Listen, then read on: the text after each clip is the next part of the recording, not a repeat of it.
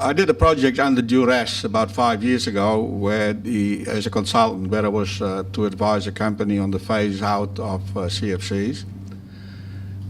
He didn't want ammonia, he didn't want HFCs, and when I told him it would take 5 to 10 years before we could do CO2, he conned me into applying for a research grant for the federal government for innovation, and I was terrified when we got $472,000 and I had to do it.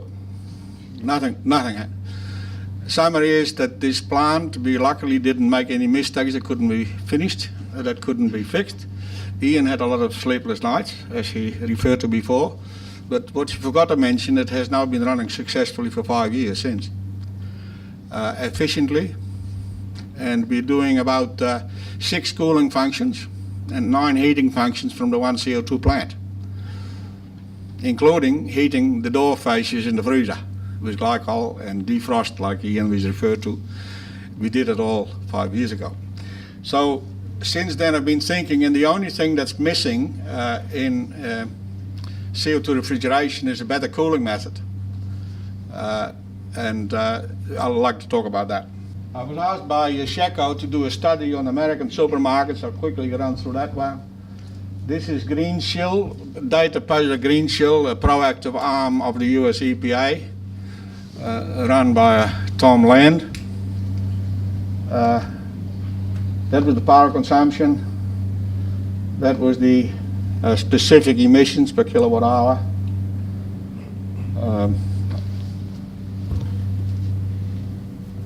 There is the high stage, or the cascade. And the significant thing that you see here is that the direct emissions are much greater, or about 10-15% greater than the indirect emissions from the power. And that's an American average.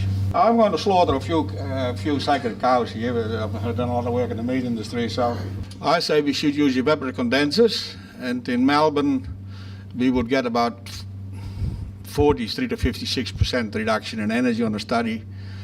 The specific energy consumption, if you include air conditioning, we got 3 refrigeration functions. We do it from the one plant, we get high efficiency. In the average USA, we had 45 reduction energy consumption for the refrigeration and air conditioning functions on this study, and a 29% reduction in specific energy consumption, a 67% reduction in total emissions, as you saw before, due to a 99.98% reduction in direct emissions. So I say that in Australia, 100% subcritical operations are possible in Sydney, Melbourne, Adelaide and Perth, Brisbane 98% and Darwin 75%. Evaporative gas coolers for transcritical CO2 produce high COP performance, and it makes CO2 the future ubiquitous refrigerant for all refrigeration applications, everything, from the refrigerator in your hotel room to the largest district heating and cooling systems, where my old mate Gustav Lorentzen actually started. He discussed these issues with me since 1985. I'm missing to this day because I got no one to ask anything. Efficient CO2 refrigeration may be applied all over the world using evaporative condensers and gas coolers. Gadgets, and I deliberately call them gadgets, like ejectors and expanders, are completely obviated. Why on earth put a lot of energy up the front end by compressing it and assume using too much, I'll recover by ejectors? If you look at the isentropic lines on an R744 chart, you realize there's not much to be gained because they're fairly steep, particularly close to the critical point. Refrigerating, condensing methods and advantages. Well, the interesting thing, where are we here? Air cooling, commercial and small AC. The dry bulb is the cooling medium temperature. 40 to 45 degrees in Australia. Ian says 47, can't argue with that. The CO2 critical point is 31 degrees. Transcritical operation is difficult. low costs, very high energy consumption. Then we go to cooling towers, which are commonly used in larger plants, air conditioning. And the ambient wet bulb becomes a plus 3 degrees because the double heat exchange becomes the cooling medium. And then the condensing temperature, is it? Yeah, would be 30 to 37 degrees. Oops. So the critical temperature is still 30 degrees. It's mostly transcritical, but subcooling with low air, wet bulb entry approach, etc., consumes water and chemicals, and Legionella is a threat if poorly maintained. But a lot of CEOs in Australia are very appropriately placed because they're like a rabbit. As soon as there is a danger of Legionella, they run up the hill instead of fixing it. Evaporator condensers. Now, this is what we do in industrial. How many ammonia people here have ever used an air-cooled condenser on ammonia? Please, anyone? Stefan? Don't know your name, but okay. Effectively? Or did you have to, or no water, or? Okay, the point made, we mostly use industrial evaporator condensers. Of course, I've never done any. Ambient air wet bulb becomes the temperature. So if you have a climate with 42 degrees C dry bulb and 22 degrees C wet bulb, then you lower the cooling medium temperature 20 degrees. And that allows you to run critically on CO2 because it's very efficient. The heat exchange of CO2 in an evaporator and a condenser is approximately 25% better than the heat exchange in an ammonia evaporator. And that's because we can have very high pressure drops in terms of pressure that represents low temperature drop, and we get high mass velocities in the circuit. So then we can condense at 28 to 30, which is subcritical CO2. And then we below the 31 degrees and we are in business.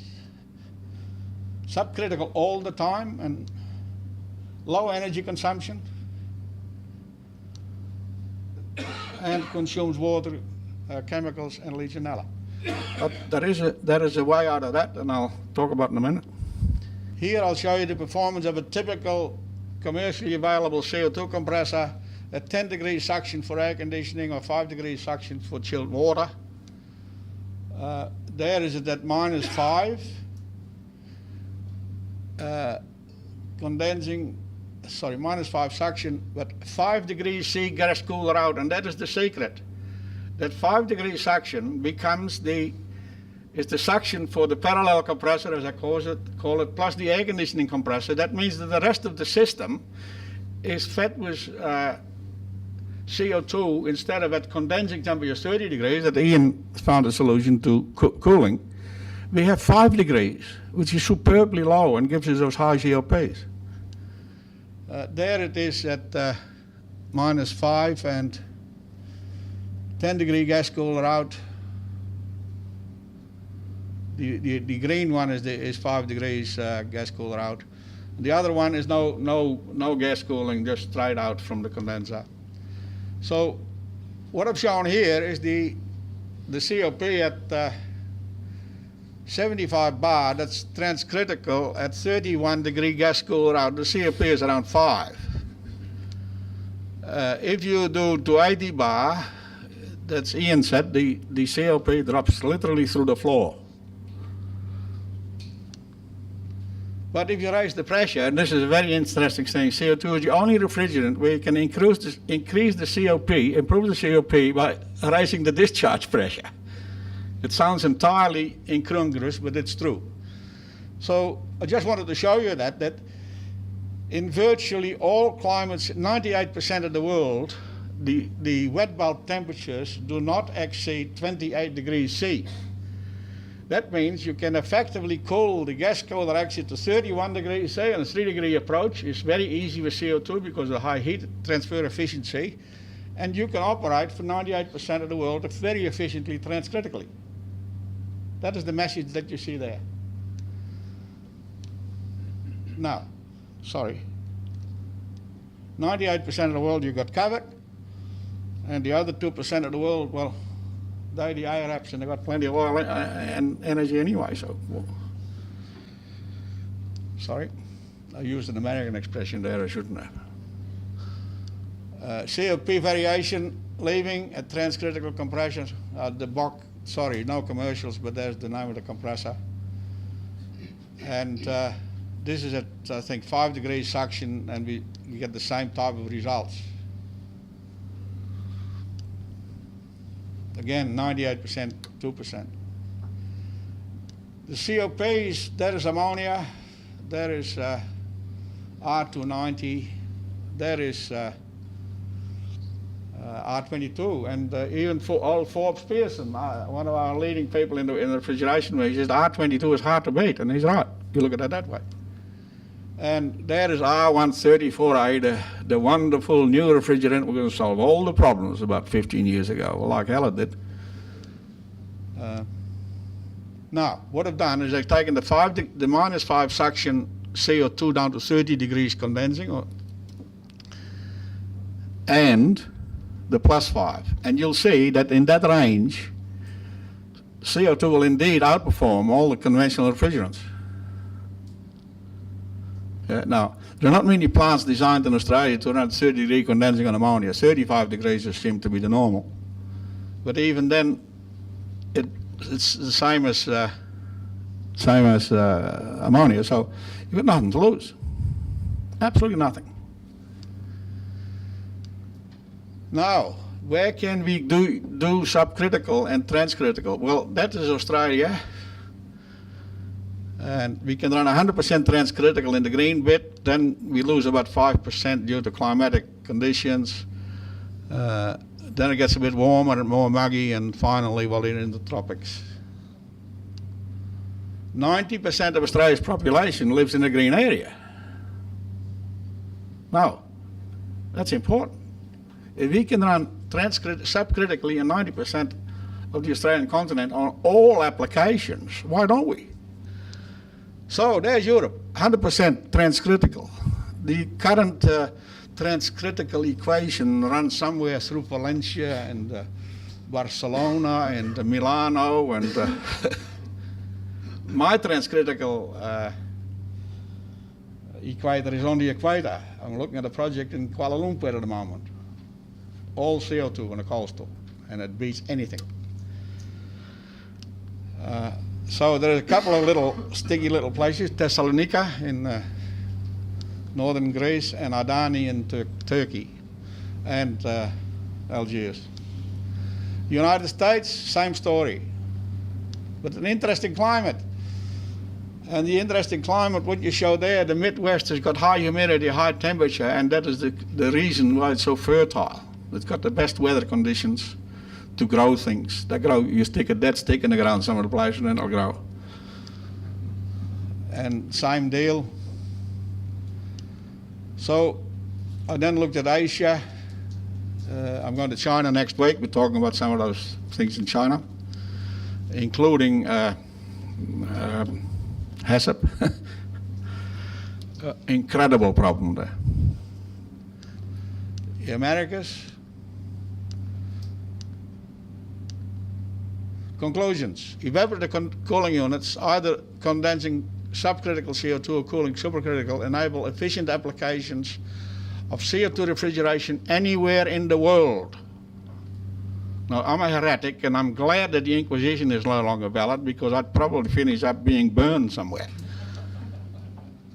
At 28 degree ambient, 31 degrees separate is easily achieved because of that closest possible approach between the wet bulb. Ambient wet bulbs above 28 degrees are only experienced, now I'm talking about the 1% incident wet bulb here. There are some little valleys I have ignored. 2% of the world. Suction heat exchangers are obviated in virtually all applications. Every energy recovery by expanding the subcritical fluid no longer has any merit. There is a whole industry, researchers anywhere in the world, looking at expanders and ejectors. If you don't put the energy on the front, you don't have to take it out. And the marginal, the best I've seen is 16% gain. And that was done by creative accounting, I'm sure. Suitable for conversion of existing HFC CO2 cascade systems. So when the HFC phase down starts to grip, you've got to come back if you wish. Large-scale application of CO2 in all refrigeration and air conditioning awaits the availability of larger compressors. We currently, I know where they are. Nobody wants to remodel the compressors because they're all busy compressing gas to 750 bar. So there is a compressor there that gets like 150 or 120. I know where they are. They don't want to, they're not interested in CO2. General Electric, Atlas Copco, they all got them. California has mandated by law that at least 25% of the heat from the refrigeration systems in grocery stores shall be used. Using evaporator condensers and gas coolers requires water consumption. And that's a big issue. In California now, there is a real debate whether you use energy, more energy to cool systems, and you can save water. Between a rock and a hard place.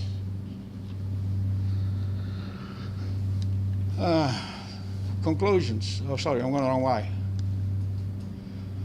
The special designs required for multifunction CO2 systems result in higher costs of refrigeration compared to CO2 HFC systems, but it is expected that the simple payback will not exceed 45 degrees, and in a lot of cases, there are capital X offsets. Like if you use your air conditioning on the CO2 plant, you don't need a separate air conditioning system. If you use heat recovery for hot water, sanitary hot water purposes, you do not need a water boiler. And the final, the community and business will benefit with reduced energy costs and emissions respectively. Thank you for your attention.